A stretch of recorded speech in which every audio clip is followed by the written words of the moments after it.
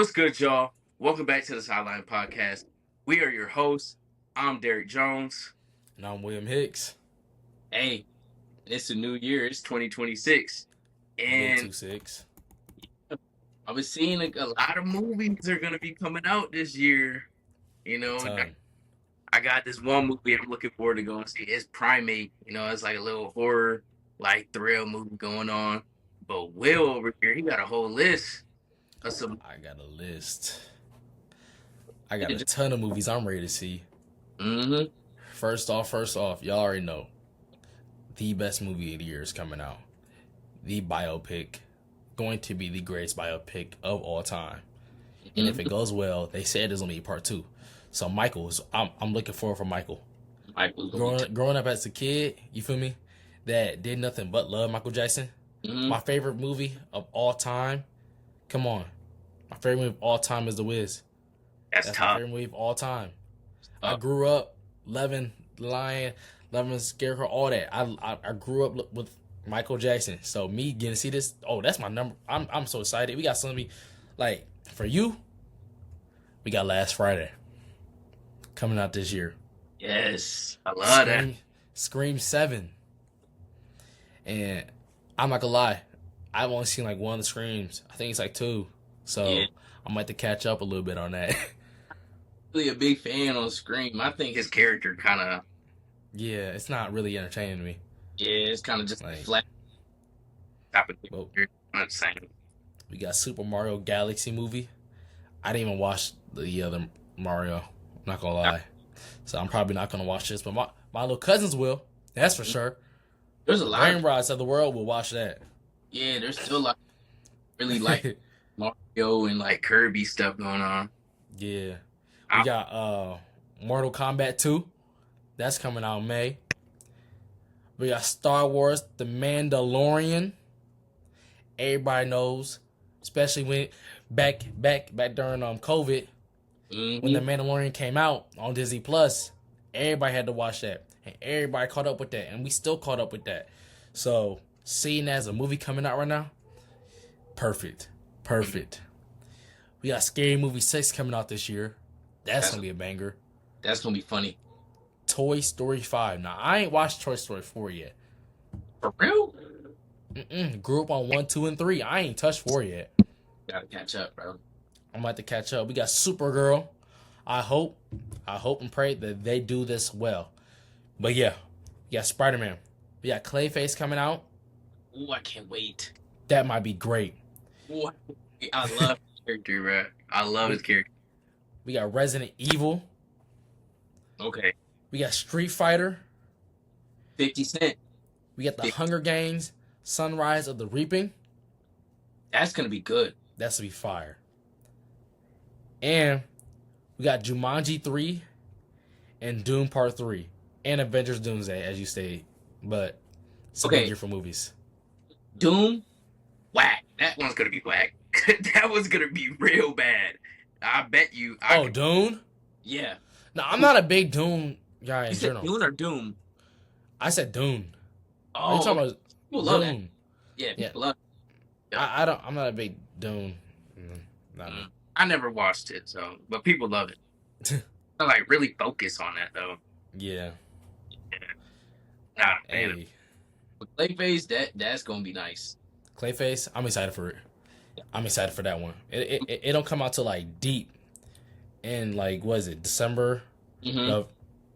It comes out September 11th. So that's next year. That's deep into next year's school year. So yeah, I'm excited.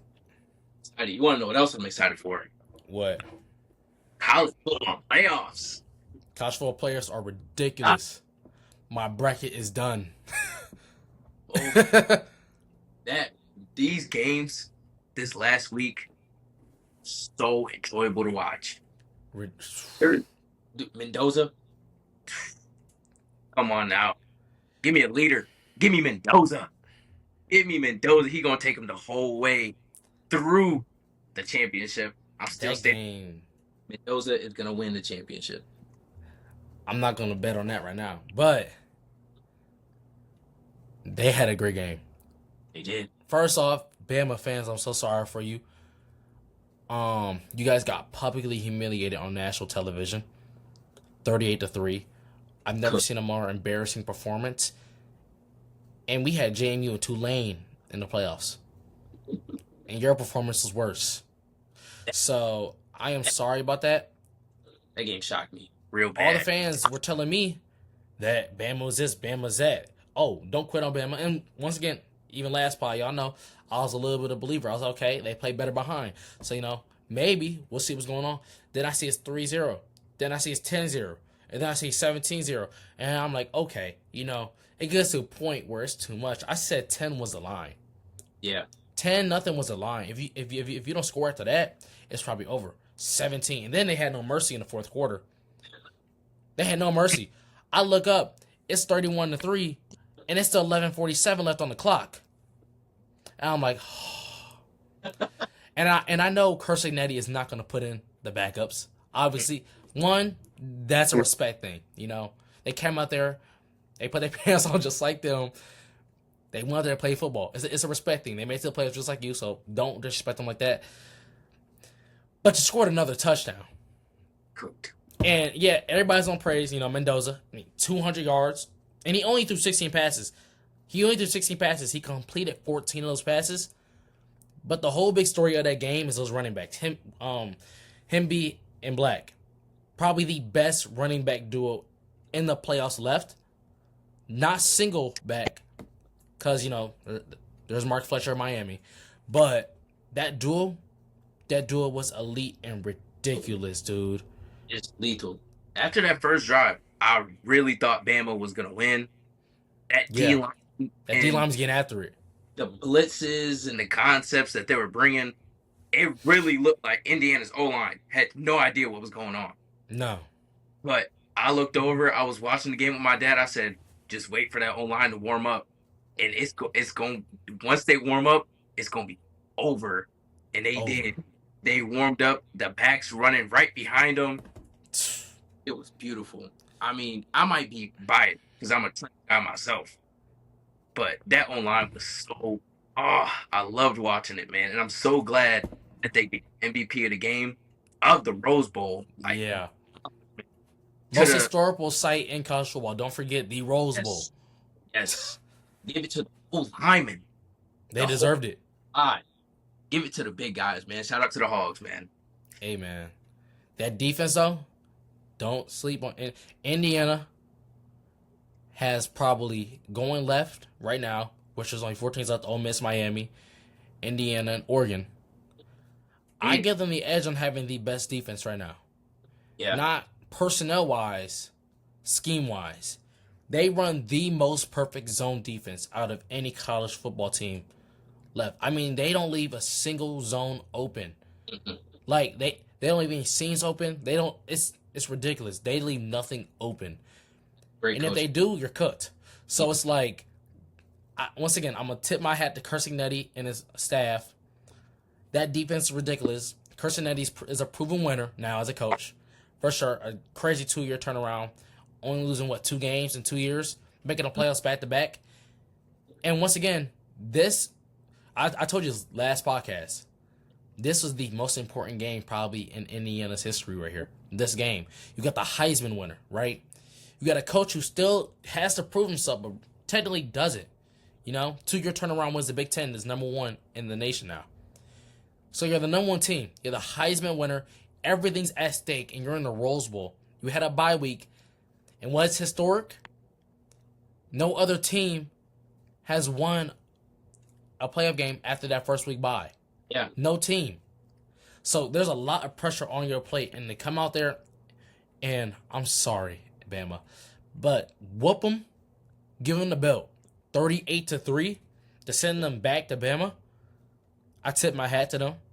They are proven to be the most sound defense and most sound offense in the nation, because it's not like they have crazy personnel like Charlie B or anybody else on that team. It's not like they have crazy guys like they have 5-star recruits. They're just super well coached, and that's the difference. And they beat everybody. They're just so well coached. Mm-hmm. I wouldn't be surprised if they win as a championship, just like he said.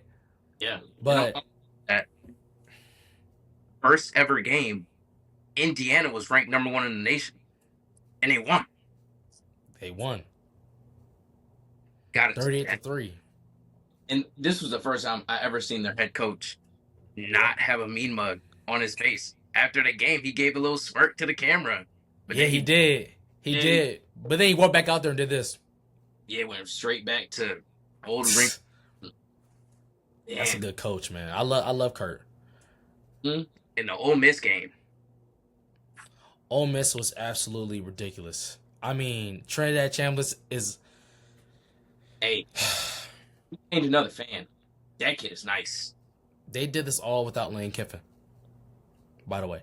And most people will sit here and tell you that, oh, would that make them play better? Historically, no. They would feel a little bit defeated. We can call it what it is. Their coach quit on them. Yeah. Before the playoffs, he's not there anymore. He's not in the locker room with them. It's not the same as Brian Hartline at Ohio State. He's still there with them. No, Lane Kiffin left. Yeah. He's gone. He's at LSU. And these dudes are still coming out there and fought their hardest. That's respect, man. That's a lot of respect those were miss. Those kids love. They know what they want. They got they gotta have something to prove. The media is definitely like looking down on them, saying that they're not gonna do well, like you said, because they don't have a head coach. They're there to compete. They're playing hard. They're competing. I mean, Trinidad is beating them too. They had what, 3 receivers for over 100 yards? Yeah. Over 100. Over. Once again, what was talked about most of the season for Georgia? Their secondary. Mm-hmm. No one questioned that, yeah, they're an SEC team. They're going to have a defense. But that secondary was always a problem all year round. I mean, until, what I say, Bama, when they actually stepped up and they won the SEC title, they stepped up then. We go to here, Trinidad Chambliss, and you let him get 3 receivers over 100 yards. You let him throw 362 yards. He picked them apart. It was like methodical. He knew exactly where his receivers were. His receivers trusted where the ball was going to go. That kid is nice. He's ridiculous. I like him. He got some swagger to him, too. He got some aura. But that D-line, they didn't have a great game as well. Mm-hmm. Like, it was Georgia, watching that game in the first quarter, you would think Georgia was going to win this game. Mm-hmm. The way they went up. And then Ole Miss started punching back. And then Georgia punched back. And then Ole Miss punched back again. That game was ridiculous. The ending, first of all, ridiculous. End the game. End the game. End it. I know understanding like rule wise you can't. But come on. It was dragged out. It was dragged out for extra 5 minutes while I was on my couch watching it. So please, Ole Miss, y'all need, I'm rooting for y'all. I'm rooting. They got Miami, and I once again, I think they can win this game. Now listen, Miami, Ohio State did lose, and everybody y'all know I'm a Ohio State fan, and that game was ridiculous. Once again, a lot of things we learned, especially as being Ohio State. I watched that game about 2 or 3 times now because I wanted to see what went wrong, and I wanted to study a little bit of Miami, see how they're going to play this week. We learned a lot about Ohio State. Once again, the proven fact is that the O-line was a problem all year long. They only played 2 top 20 ranked defenses in the entire regular season. That was Texas and Indiana. And they never played anybody as physical as Miami. Yeah. And so that O-line had zero experience of what they were going into with Ruben Bain. No experience whatsoever. The best D lineman in college football. And Miami played amazing. Their hearts out. They hit. I mean, them boys hit. You saw it. They was physical. They brought the boom. They brought the boom. I mean, Ruben Bain had a sack in 1 TFL. Akeem Mesidor had 2 sacks and 5 solo tackles. And the scariest thing was that in the beginning of the game, they started pairing them on the same side. Yes, that was You know how much trouble that is? Scary. You paired them on the same side. And they got a sack off of that, too. Yeah. And then they start, putting one to right, one to left, confusing Julian Sand. Julian Sand looked like he was scared out there. Yes. I don't care what Ryan Day says about how he's a calm, cool collective. Do I believe he can be that? Yes. Have I seen it all year? Yes. Did I say that against Indiana? Yes, because he didn't play bad against Indiana. But against Miami, when the D-line was getting back there, he looked scared. That pick six should never happen. The play before that, he looked scared. And when you have a quarterback that's scared, once again, he's a sophomore, redshirt freshman, no experience, still under Will Howard. You can't expect too much out of him. And I hate to say that. And like you had mentioned earlier, with Indiana being, a school to win after having that bye week, Right. I don't know. There's just something in me. I don't really believe in that curse. I guess the bye week curse doesn't sit right with me. I don't believe it. I think it I all comes down to the preparation.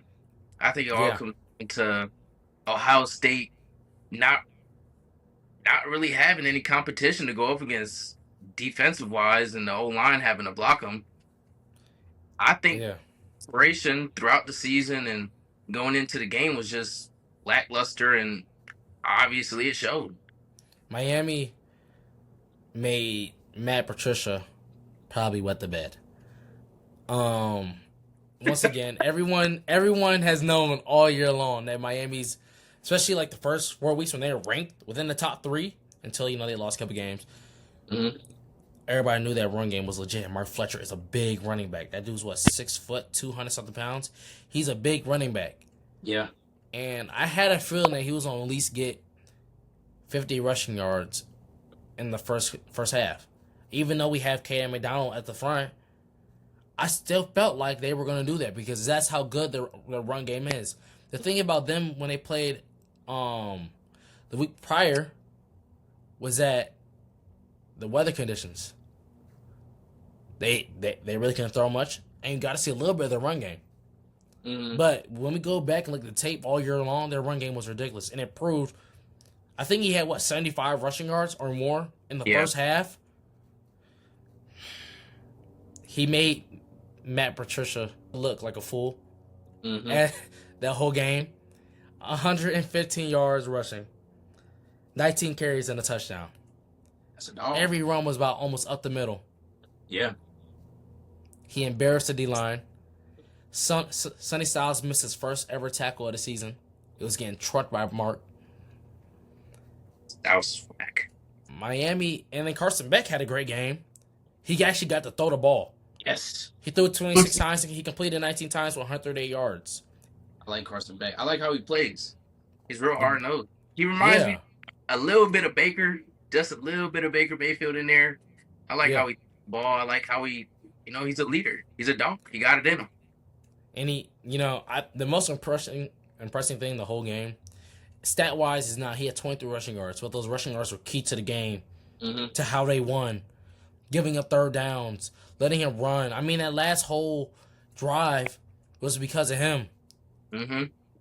And he played great. I'm going to give it to Carson Beck. He is known to be a winner. He's only lost, I think, like 5 games in his career in college. So, and he has experience in the playoffs. So, he's very experienced. He's very experienced. I'm excited to see Miami, Ole Miss. I have a couple keys to that game, because that's gonna be a fun game. It's gonna be a fun game to watch. I think Ole Miss needs to just keep that same energy, keep it. Yeah. Don't step off the gas at all one bit. Do not step off the gas. Keep throwing the ball. Keep giving it to your 3 best receivers again. Because once again, we know Miami's secondary is not that great. And so it's really their corners and safeties are not that great. It's that D-line and the mic. That's really it. I think if you ever throw that ball, that's success. Ole Miss offensive line is gonna have to lock in. They have to. If they keep that pocket open and they keep it clean, Trinidad is going to slice up Miami's secondary. Mm-hmm. if Miami's D line can get some pressure and give the DBs and the safeties time to get to their spots, Mm-hmm. I think it's going to be a good game. But I really do think that if the D line steps up and puts pressure on Trinidad, it's going to be a slow game. Yeah, Trinidad's gonna have to be mobile this game. He's gonna Yes, have to be a mobile quarterback. If they don't give him too much time, he's gonna have to be mobile. I mean, we know he can be mobile. Like we've seen it. he's very athletic. I Yeah, like I like him, like I but this said. game specifically, he has to be mobile because the not nothing's gonna be perfect out there. You're not gonna win every rep as an O lineman out there, and they're gonna get back there some points in the game. He has to be mobile. He has to be able to run out the pocket, maybe find an open receiver, or he's have to run and get them yards. No matter if it's only 2 or 3 yards, it's gonna bring you a second down or third down, or it's a first down. He's going to be mobile and command his team because if he isn't, that's gonna be a downfall. Everybody's gonna say, O-line didn't block, but what did he do? Was he mobile? Did he Right. move out the pocket? Did he step up in the pocket and throw? Did he find his routes? Did he throw it away? Or did he just take a sack? A Mm-hmm. use of sack that wasn't needed, Mm-hmm. And The key, like you said, the keys of this game is going to be Miami's D line, and for Ole Miss, it's going to have to be Trinidad. yeah. He's to be the game changer for Ole Miss because even though Miami's secondary isn't that good, matched up with Ole Miss's receivers, Mm-hmm. it might not be even. I still got Ole Miss's receivers, with a little bit more of an edge, Yeah. but Miami's D line is going to be the key for that team, and Trinidad is going to be the key for Ole Miss. Carson Beck and Miami's offense, they're going to do what they're going to do. Ole Miss's defense, I don't think they have an edge on Miami. I think Miami's No. offense perform well. Ole Miss's defense is going to have to step up and give support for Trinidad in their offense. I But think, yeah. uh, this game, I got it low scoring. It's not going to be a shootout. They're not going to be scoring back and forth. I think that, Carson Beck and Trinidad's, going head to head, somebody's going to have to step up. I think it's gonna be a high scoring game for me. I Okay. think if Miami establishes that run game, it will be a long day for Ole Miss defensively. I also think Ole Miss is gonna score. So I have it as a high now, not in a high. It was like, oh, not like how they did against Georgia. No. Do I think it'll be like 21-28 kind of scenario, 24-28? I do. I feel like both defenses will have a tough day at some point in the game, but both offenses are exceedingly well. That's a good game to watch. I'm ready for that. I'm so ready for that. And we got Indiana and Oregon, who I picked Oregon to go to the national championship in my bracket. Okay. I picked that. I picked Ohio State, Oregon. Obviously, Ohio State's out. All I have left is Oregon, really. Yeah. Dante Moore, the number 2 rated quarterback going into the draft this year. He played outstanding versus Texas Tech. It might not really show it. He did 26 for 33 with 235 yards. He did have a pick. But once again, we talked about last week. Texas Tech, yeah, they get a bye week, But was their defense really legit based on the conference that they played in? And they played all in-conference games. Right. And that defense was legit. Rodriguez showed why he was a Heisman finalist. Yeah. That whole defense played outstanding. Texas Tech defense. And they were still able to find ways to poke holes in their defense and score. Dante Moore needs to have that exact same power this week. He needs to play with the exact same intensity. They need to throw the ball. They also need to run the ball a lot. Their running back is ridiculous. Mm-hmm. So, I still think they can beat Indiana. I'm not going to sit here and talk them out and say they can't beat Indiana. Oregon, I think they got away this time. I really do think they got away with the win. I didn't expect it. I thought, Texas Tech was going to play good defense and their offense was going to do something. I'm watching the game and Texas Tech is handing the ball back to Oregon, every other play. Yeah. That I don't know what he was doing. Yeah. His performance was below lackluster. I mean, I think he had 3 or 4 picks or something like that. Mm-hmm. And a turnover on a fumble, dude. I think if they play that game again, Yeah. I got You think Texas Tech will win again? if they played again, No way. dude. If that No way. offense was clicking just a little bit more, No. Oregon's defense is good. Oregon's yeah, defense is good. they're good. But dude, No. that, No that way. Tech's offense is just They I held them don't to know. 0. Yeah, they And had they still scored. they have 4 or 5 turnovers on offense. That's crazy. I'm telling you, if Oregon and Texas Tech played again, Oregon is winning. And that's for sure. That's actually for sure. Davidson had a crazy game. First off, 2 touchdowns, rushing touchdowns. He was already proven going into the season and being one of the best backs in the league. I mean, college football. He showed it once again against a high-powered D line and 2 great linebackers. By the way, if they played again, they can hand the ball off to him. Don't forget they have Sadiq over there at tight end, the biggest tight end muscle-wise in college football. Still need to get some bigger pads. I don't know why he wear them tiny little pads. But he's a dog. 9 times out of 10. No, I'm lying. 7 times out of 10, I got Oregon taking this. For sure. Dude, I can't agree with it, man. Dude, Texas Tech's offense gave them no support, gave them no help towards the game. It was like Oregon was only out there. Oregon had the ball. But once again, Texas Tech never played anybody outside their conference. That's right. All year. But dude, I can't wrap my head around. I don't know what they were doing. I don't know if it was the concepts. I don't know if the manpower of Oregon's defense was just too much for their offense. But dude, I think if they played again, like today or something, no way. Texas Tech got it, dude. Their offense has to help.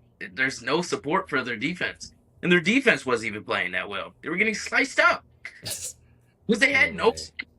If Oregon has all this momentum, you can't do anything to stop them. Do you think Oregon will beat Indiana? No. You don't? The only reason that Oregon won that game is because they had all the momentum with no friction to stop them. Indiana is going to put friction.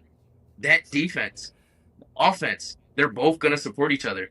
And if Oregon is just having a walk in the park one week, and then the next week they got a pack of dogs chasing them, they're not going to play as well.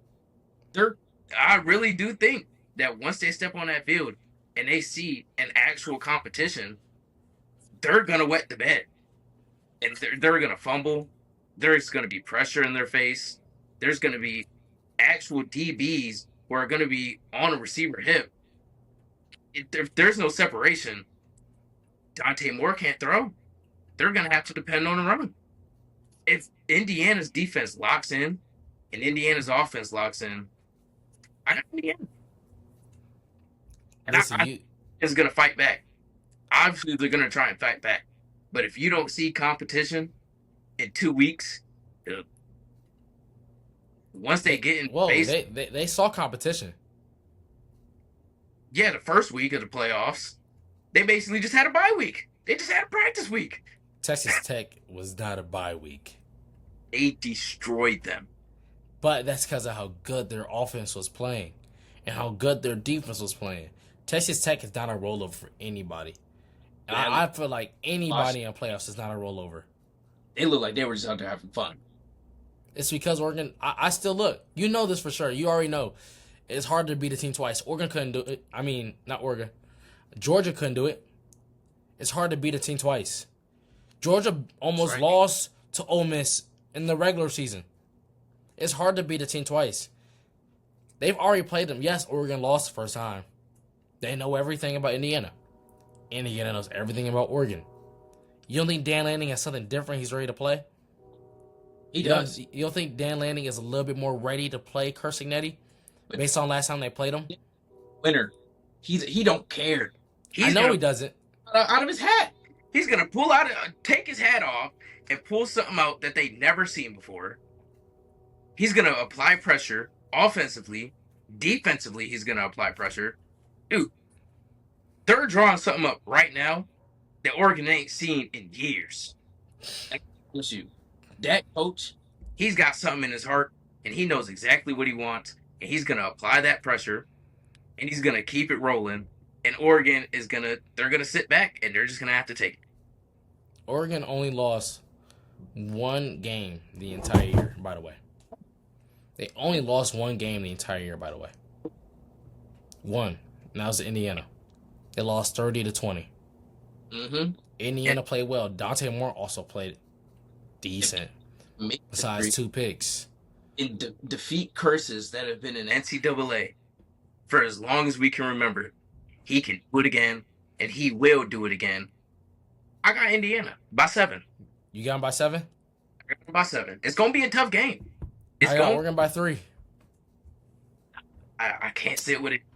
I got Oregon by 3. I believe in Mendoza. I believe in the running backs they have, that old line, dogs. Their coach, definitely a dog. Yeah. He's ready to scrap. And I know he is. He's sitting in his office. He's at home talking to his wife, and he's letting her know exactly what he's gonna do, step by step, play by play. He knows what he wants, and he's gonna get it. I got Indiana. What about Ole Miss and Miami? Who do you have? I got Miami. Final picks. You got Miami? Miami. It's gonna be my champion. Miami, Indiana. I'm gonna take Ole Miss. I'm gonna take Ole Miss and Oregon. I would like to see it. I mean, I haven't seen Ole Miss good in years. So yeah, they make it there. But look, I think Miami is back to their old ways. The U is they've been saying the U is back. The U is out. They're going to the chip. They're not gonna win it though. I promise you, they're not gonna win it. I promise you, they're not gonna win it. Promise you, they're not gonna win it. Indiana is making history. They got all this media pressure. They're getting all this backlash. But Mendoza, I mean, dude, I love him. I love him as a quarterback. I love him as a player, as a leader. I really do think he's the number 1 quarterback going into this draft. I do too. I think so now. I think he's the number 1 quarterback going into the draft for sure. Hey, but guess what? Athletically, with like a ceiling, I might have to go Dante Moore. Look, SEC has been proven to be the best defense. I mean, the best conference in football. But guess who's ran the national championship for the past 3 years? The Big. Come on. The Big. Oh, hey, wait. Got to. Look, we got a whole weekend of straight great games. We got NFL starting. Playoffs.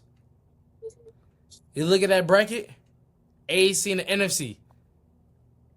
We got Pittsburgh playing Houston. In the AFC, we got Pittsburgh, Houston. Once again, Pittsburgh won last night. Barely. They made it. Lamar Jackson is not an elite quarterback of our day and age. Oh. He's not. No, he's not. Oh. Aaron Rodgers just took his money away. Oh. He took his money away. Oh. Yeah. Oh. I've never been a Lamar fan. Oh. I don't even like watching him play. Oh. I think that he should go back to his running back ways and just run the ball. Not throwing the ball. Let Derrick Henry throw the ball, basically. He only threw one really bad ball, and it was smacked, and T.J. Watt caught it in the backfield. Other than that, it was Blur City's Zay Flower and D-Hop soul. D-Hop, all he had to do was go up 2 yards and catch his ball wide open, and he stood there. Lamar Jackson was really doing it practically himself that second half. Derrick Henry was non-existent. I'm not. It don't sit right with me. Lamar Jackson is not an elite. I didn't say he wasn't good. No, he's elite. He is not an elite quarterback of our day and age. Aaron Rodgers. The Steelers suck. I go downstairs, and they're going for a 4th down conversion on the 2-yard line going into the half when they should have just kicked it. They should have just kicked it. And I should have kicked it. I don't like the Steelers. I don't like Tomlin. I don't like their jerseys. I don't like the way they run out the tunnel. I don't like Cameron Hayward. I don't like nobody on that defense. I don't like nobody on the offense. The Steelers suck. And guess what? Aaron Bleeping Rodgers took Lamar Jackson's money and proved that he's not elite. And I'm standing on it. Okay, I'll let you take that take, but I completely disagree. 100,000,000%. I mean, most of the time, Aaron Rodgers exposed weak defense. I'm not gonna sit here and say Aaron Rodgers is not an elite quarterback. We know that. We know how good he is. But at the same time, let's think about Lamar Jackson. No, he hasn't gone that far, right? Most of the time, it's not his fault that he hasn't gone that far, because he did not play a bad game whatsoever yesterday. He didn't play perfect, but he didn't play a bad game. He was able to run and move out the pocket. He was able to throw deep downfield with 2 to Zay Flowers, which were absolutely gorgeous. He had Likely actually catching the ball. He had Mark Andrews catching the ball. Derrick Henry got shut down in the second half. You see how many good players you're naming right now? And guess who ain't in the playoffs? That team. That team is good. But Lamar Jackson is still an elite quarterback. He is still an elite quarterback. No. Easily. Hands down. The MVPs prove it. The MVPs prove it. He's elite. He's an elite quarterback. And their defense just played terrible yesterday. I mean, literally. But we got Pittsburgh and Houston. Mm-hmm. And C.J. Stroud is going to be another point that Lamar isn't elite, because C.J. Stroud's going to destroy Aaron Rodgers. I don't even think C.J. Stroud's going to play that well. I think Will Anderson, their defense, is going to play well. Okay. We got Buffalo and Jacksonville. Mm-hmm. Yes, Jags have been pretty good this year. Trevor Lawrence has been very good this year. That's my MVP. I'm taking... Whoa. Okay. Yeah, nowhere near that conversation. I don't think he's anywhere near that. But I'm still taking Buffalo. Okay. Yes, they've had some bad games. But these playoffs come down to experience. Come to experience and personnel. I'm picking the Buffalo Bills. Okay. I'm picking Josh Allen to have a field day. And I'm picking James Cook to have a field day. As long as Josh Allen shakes off that terrible throw in the end zone. If he shakes that off, we're gonna win. Because he sold that game. He sold. I think he's gonna win. That ball to end the game, that drag across the back of the end zone. That's shooting practice. On the run, like, I know he's rolling to his left and he's right-handed, but dude, you're Josh Allen. Yeah. We got a hardball in the playoffs. Chargers and Patriots. I got the Patriots by a mile. The MVP, Drake May, the MVP, okay, is going to destroy the Chargers. And not only he destroy them, that entire defense will destroy that O-line. It's over. That game's over before it started. I don't have Chargers having a shot win that game.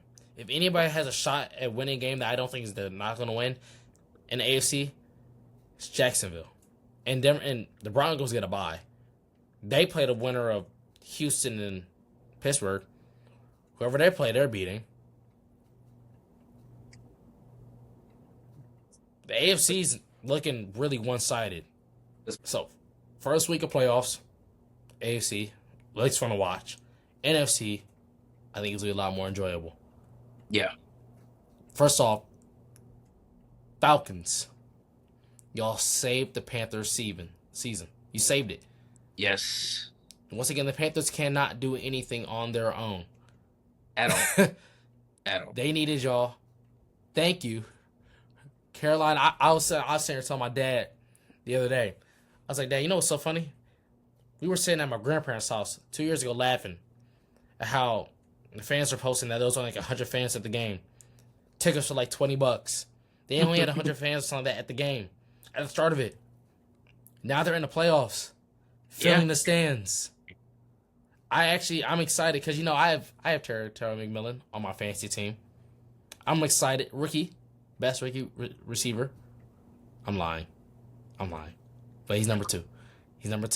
But I don't know. I'm excited. We'll wait and see. I got him as 2, but I'm excited to see him play. I'm excited to see Bryce Young actually made it to the playoffs. Mm-hmm. But he's playing the Rams. Yeah. He's playing the Rams, and Not I sadly see this as a beatdown. We've seen the Rams score 40 plus as an NFL team, and we know that scoring more than 30 on an NFL team is hard. Yeah. Scoring 40 in the NFL is hard. They've had a couple 40 bombs and more this season. I sadly see this as a blowout. I don't think many will watch this game because they see that as that. The game will be over by halftime.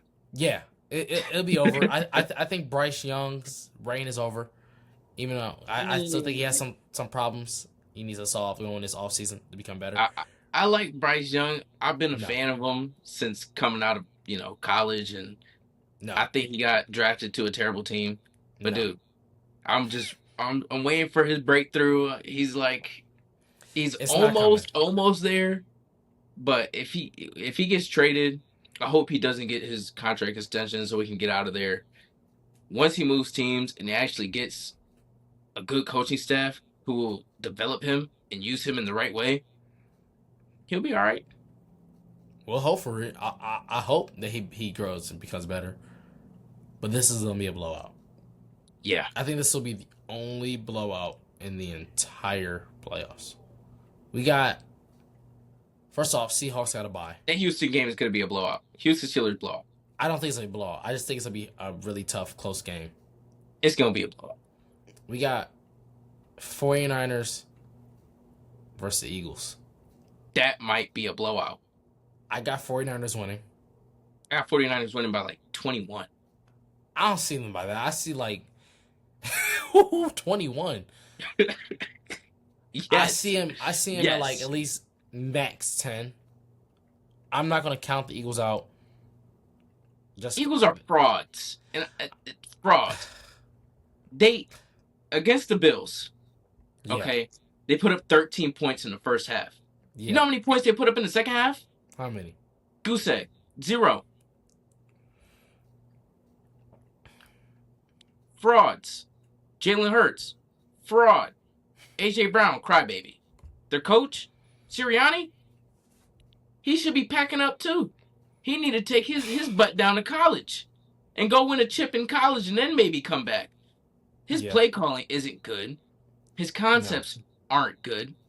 And basically blacklisting A.J. Brown from your offense for the majority of the season just because he's actually vocal about his performance and what they're doing in Philadelphia. Sirianni's a crybaby. He needs to get out of there. I don't see this being an absolute blowout, but I for sure see the 49ers winning. I don't think anyone. This will be a statement game for Brock Purdy, one of my favorites. Okay. One of my favorites in the league. Put Brock Purdy on my team and I'm winning a championship. Mr. Irrelevant. The same year takes his team to the Super Bowl from being a 4th-string quarterback, having to scrap and claw his way, and now he's actually developed into a leader and a captain on the team. Dude, this statement game. He's going to take down Jalen Hurts. It is going to be his statement game that he's actually a quarterback. Yeah, he's a concept quarterback, and he only works well if he says yes, sir, to his coach. But, dude, this right here, he throwing for at least 280. Who? Brock Purdy? Purdy. He throwing for 280. He's going to have to. Listen. Him making Super Bowl. Got to remember he had those things, first of all. It wasn't all him. No matter what the media says. It was not all him. It wasn't. In fact, it wasn't. They put any quarterback back there. If they brought back Jimmy G, they would have still gone far. With Christian McCaffrey and Deebo Samuels and Brandon Ayuk and that defense. with Bosa Jimmy G. and Fred Jimmy Warner, G and wasn't we keep a going yes on. sir quarterback. He's not a yes sir quarterback. It doesn't Brock matter. Purdy is a yes sir quarterback. Okay. If you have a yes sir quarterback, he gonna do exactly what the coach say. If the Mac coach tell Jones him is to, outperforming him earlier in the year. Don't forget that. Don't forget that. With what's nothing. happening now? With nothing. With nothing. Where's With he at nothing. now? Where's he at now? He's hurt. Exactly. And guess who's not? Brock Purdy. He's gonna take the 49ers deep Where? into the. He's not gonna take it to the championship. He's not gonna win no Super Bowl. Not this year. He's gonna take it deep into the playoffs. No. I think they're out round 2 because they have to play. If they win, they got the winner of the Packers and Bears. I think Bears is going to win. And it's okay. I lied. That will be a blow as well. The Packers got no defense. The Packers have no defense, and Michael Parsons is gone, and the offense is rough. That's going to be a blowout. I think Caleb Williams will have a field day. I think the whole team's going to have a field day. 49ers beat the Bears, a week ago? And it was a close game for majority of the game. That was that might be game of the year. I don't think 49ers are going to beat them again. I do. I don't. I do. Brock Purdy, that's Caleb Williams' father right now. That's his father. No blood relation. I got Brock Purdy owning the Eagles statement game going into, round 2. And it's not going to be a good game going back and forth for Caleb Williams again. The defense knows what's coming. The offense knows what to do. Brock Purdy, again, another statement game. If they make it to the second round, Brock Purdy going to do his thing. I got Brock Purdy. You got Brock? I got Brock. I'm picking Caleb. Okay. And that's Caleb. Fine. That's fine. I wanna, we got the playoffs and everything. Everybody knows now. But I want to go back to what you said earlier. What's up? MVP race. MVP race. Who do you have once again? I got Trevor Lawrence running it. Why? State your case. Jacksonville Jaguars. Correct. Have been bottom of the barrel. Correct. For as long as I can remember. No. When was the last time they were good? 2 seasons ago. With who?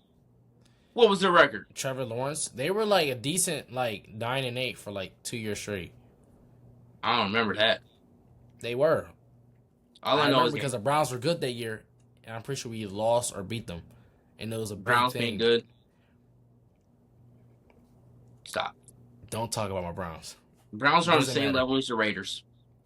No, we won more. Bottom of the barrel. No.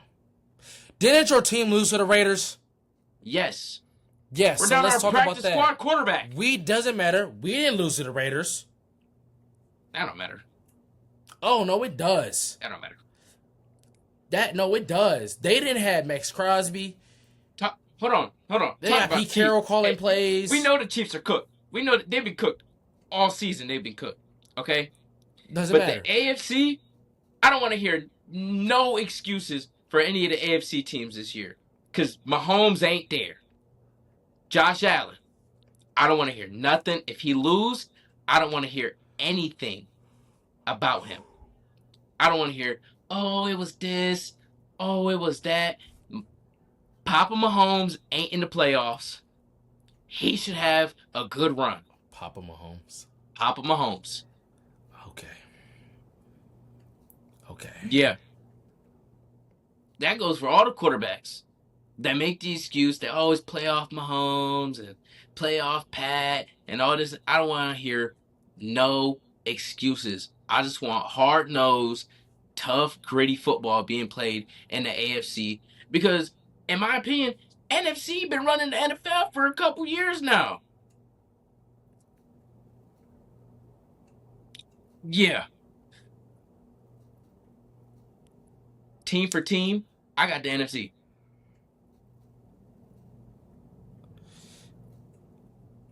I still on just now. want to know why you had Trevor Lawrence as the MVP, which is Tre- over Drake May. He's been carrying Over Drake May. the Jags. It's Drake the May. Jags. It's the Patriots. The Patriots, they have a New great England. defense. They have a great defense. Have you been watching Drake May this season? Just a little bit.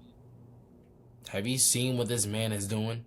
Mm-hmm. I mean, he was already nice for 4. He's ridiculous right now.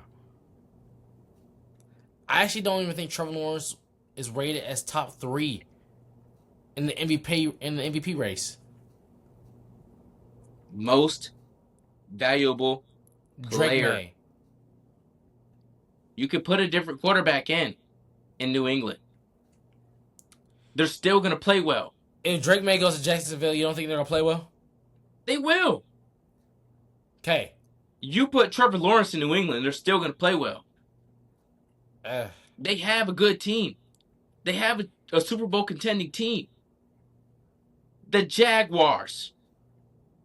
The Jaguars were nice for 2 years. They only had 1 bad year last year.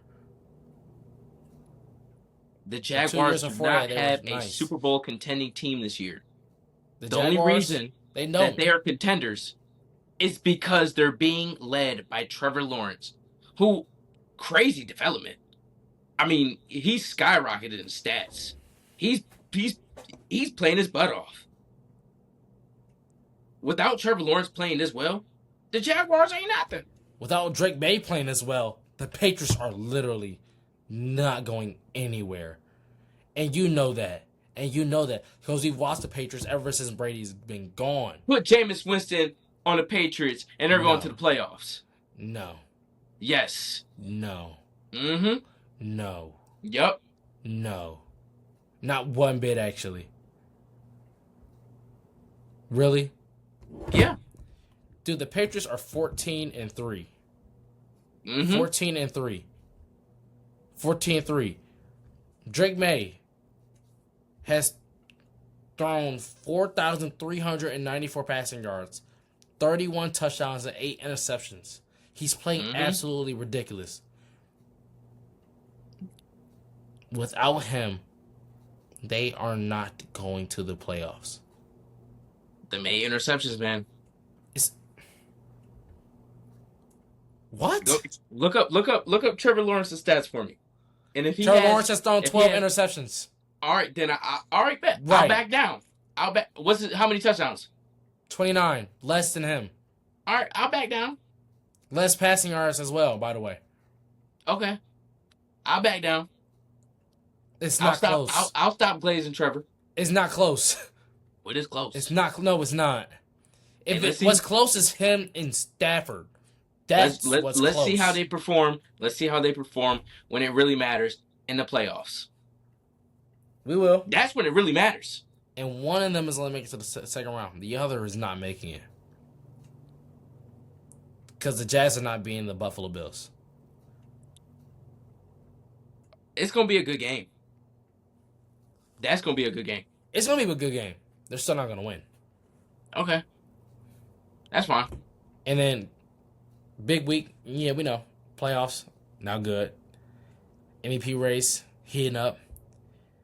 But I don't want this to ever distract you from what happened this weekend. What happened? About how the greatest defensive player, the greatest defensive lineman ever, just broke the sack record. And 200 plus less snaps than Michael Strahan did and TJ Watt. 23 sacks in the season. 5 in one game against guess who? Drake May. Yeah. Just broke the record. He's about to win a unanimous Defensive Player of the Year award. Oh, yeah. Easy. No one else is going to get a vote. He has solidified himself as a Gold Jacket first ballot Hall of Fame rounder. Yeah. He already been gold jacket. He's the greatest defensive end I've ever seen. And I've lived through J.J. Watt. Yeah. And he's 20 times better. Also, 20 had times the fastest ever get off. The fastest get off ever. Look They at him. said it was like 0.23 seconds. moving at that 6'6", 280, around That's another Donkey 6'7". Kong with no fur. That is Donkey Kong, no fur. You're telling me he's lining up against someone who's 6'6", 6'7", 300-some pounds, and moving that fast past him? Listen. He is the greatest D lineman. Yes, Aaron Donald's great. He's better than Aaron Donald. He's better. He's better than Aaron Donald. The only thing Aaron Donald has really different on his resume is a Super Bowl. Yeah. We put Miles on our team, he'll win a Super Bowl anyway. He just staying in Cleveland. I don't think he should be here. I love Miles Garrett. He's my favorite player of all time. He's there for that money. He's my favorite player in the league. The Browns are my favorite team in the league. I don't think we deserve him one bit. At all. He should have some Super Bowls to his resume. It doesn't even matter that he doesn't. Because that's how good he is. There's a difference between him and a bunch of other people. He doesn't need it. He solidified himself as the greatest D lineman. 23 sacks in a season. It was 17 games. I'm never going to say it, but... He had the most efficient sack run ever. 5.3 average. 23 sacks. Less than 500 snaps to get it. Yeah. You know how efficient that is? That's freakish. That's ridiculous. And he still broke the record. Hey, don't ask me to guard him. The greatest. I'm going to need an RPG in my hand to guard him. Imagine how these old linemen feel when they in film and they coach say, hey, you got 95 this week. Call the National Guard. 95? Who? Who got him? Who? Call the National Guard. National Guard? No, you're going to need more than that. I'm going to need some spike strips. I'm going to need explosives to guard him. Hey, put a wall around my quarterback. 95. I ain't going out. I want to go out there. I'd fall, roll my ankle on accident. Hey, take me out. You ain't going to put me in front of 95. That's Donkey Kong with no fur. That's the greatest. That's He's crazy. The greatest. I'm not he's saying the greatest to ever do it. I'll say it. You can say it. He's the greatest to ever do it. D lineman. He's the greatest D lineman of all time. Okay. And it's proven. And I will stick by that. All right. Look, that's a hot take. I hope people in the comments debate that take. Please debate that take. Tell me who you think is the greatest D lineman of all time is. Or greatest defensive player of all time. Let us know. He's my greatest defensive player of all time. He's not my GOAT, obviously. He's not my GOAT football player. My GOAT does play defense, though. That's for sure.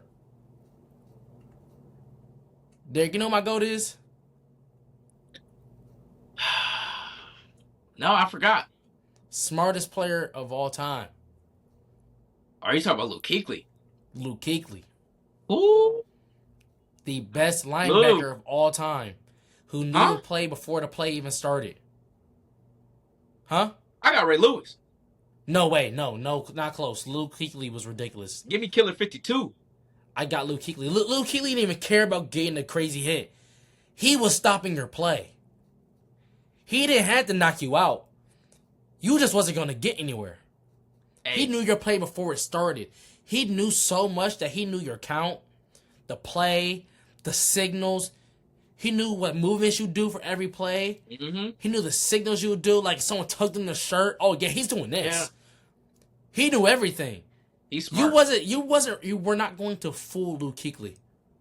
Oh, Ray Lewis, man, you can fool Ray Lewis, but you couldn't fool Luke Kuechly because he was so mentally sound at this game of football that it didn't matter. He didn't need to knock you out. Yeah, he just need to stop you, and he did. That's my GOAT. Him, Lawrence Taylor, and Myles Garrett. Ooh, LT. Mm-hmm. I thought you were gonna give me LT. I would, but I love Luke. I love Luke Kuechly, for sure. Hey, I grew up watching Luke. I didn't grow up watching Lawrence Taylor. Mm-hmm. But yeah. Dude, I grew up watching Ray Lewis. He inspired me. Every single time he come out that tunnel, I'll be doing a dance with him. You know what I'm saying? I'll be doing a dance.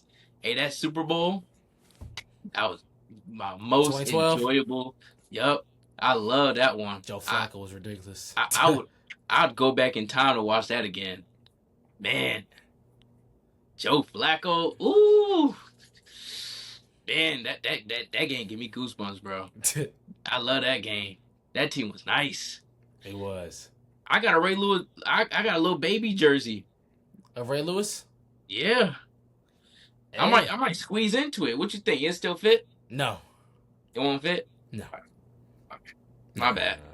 My bad. Nah, yeah, nah. No, you good though. You're good. You're good. It's just Okay. not. It's just not. It's Not not. yet. Now I gotta work on my physique a little bit. Yeah. Yeah. Just a little bit. I mean, Yeah. a couple pounds. Yeah. Wow. Wow. Okay, I see it. Hey, Well, look. go NFL ahead. heating up. You feel me? NBA season heating up too, though. Don't forget that.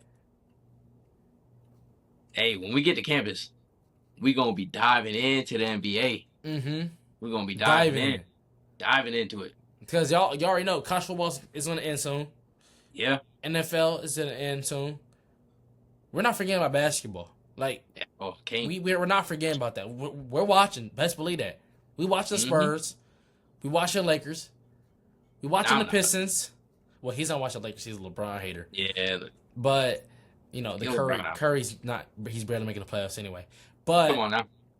he's 8th in the West. But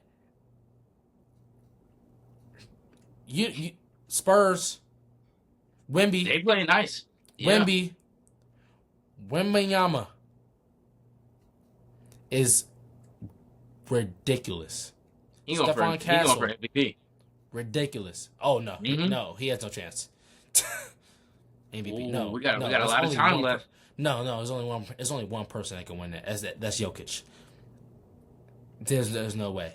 We got a lot of time. Jokic is literally averaging a triple double as a center. Okay. He's averaging a triple double. Okay. Yeah, no, That's nice. there's no chance.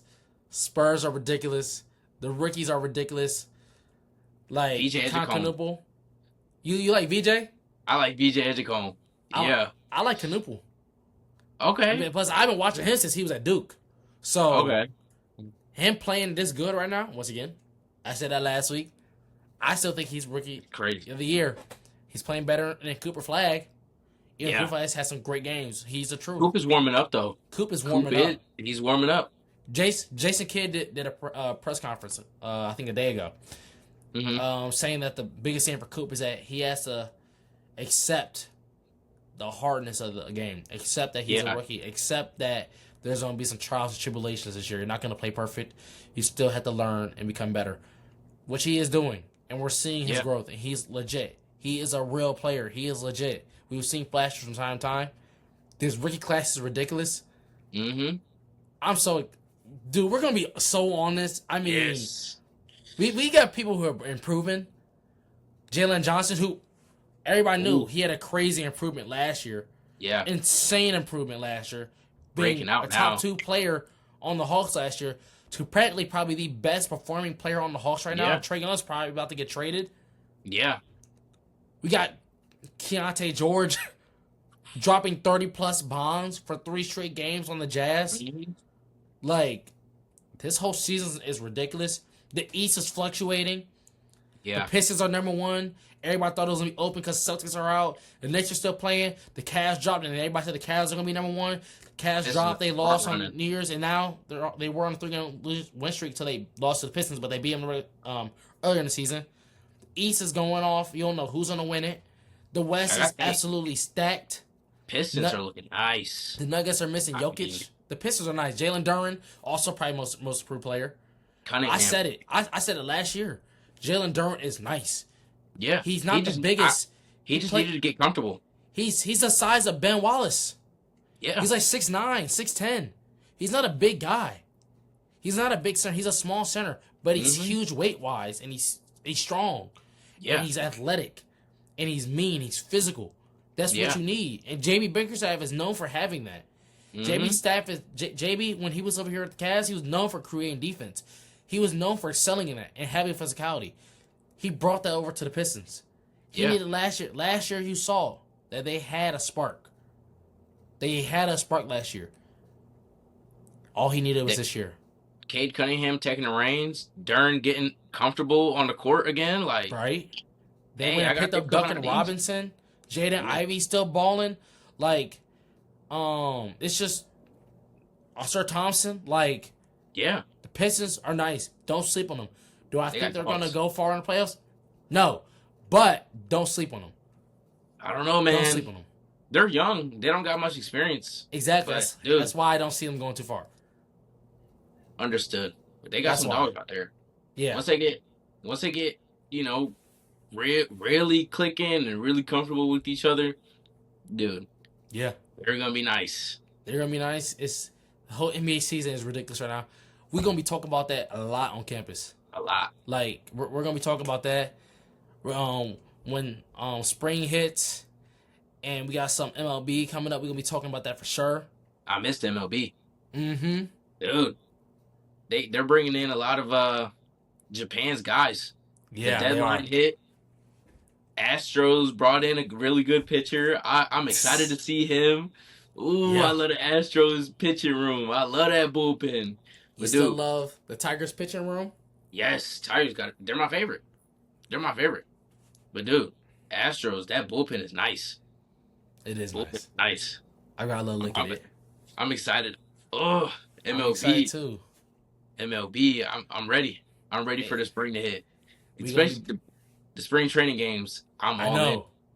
I'm definitely going to go to some. For sure. Yeah. For sure.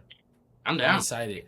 I'm down. We're going to have so much content for y'all. Y'all not even ready for the content that we about to have. Like, it's actually ridiculous. Hey, we're cooking up over here. So we're ready to bring y'all stuff y'all ain't never seen yet. Right. Like, we're back on campus next week. We're back on campus. We're going to still have episodes up on YouTube and Spotify. We got Woo 91. That's tuning in on every day. I mean, every Sunday. Sunday. Yeah. Hey, we're going to try and get back Sunday 6 to 7. 6 to 7. We got to get in our time slots, but we're going to try and stay on Woo 91 Sunday 6 to 7. We're going to keep creating content for y'all here on YouTube and on Spotify. Sure. So make sure y'all tune in. Make sure y'all share, like, comment, and word of mouth goes a long way. Tell your mama, tell your daddy, so they can tell your auntie and your uncle. Yeah, repost it, share it. Go ahead. Let them know. Let them know we're growing. Go ahead, sub up, like, comment, everything. I'm ready to sign out now. We ready. We ready. Yeah, we'll see y'all all next week. Thank y'all for tuning in. Thank y'all so much. Peace out. Peace out.